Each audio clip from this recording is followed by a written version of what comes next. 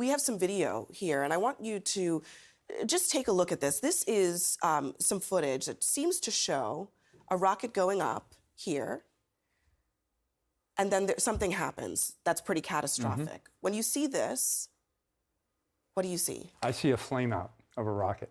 And we've been talking about this all day, and it's a result of what happened yesterday. I want to give you an announcement of the event that occurred in the hospital in Gaza. I can confirm that an analysis of the IDF operational systems indicates that a barrage of rockets was fired by terrorists in Gaza, passing in close proximity to the Al-Hali al-Ma'adi hospital in Gaza at the time it was hit. Intelligence from few sources that we have in our hands indicates that the Islamic Jihad is responsible for the failed rocket launch which hit the hospital in Gaza.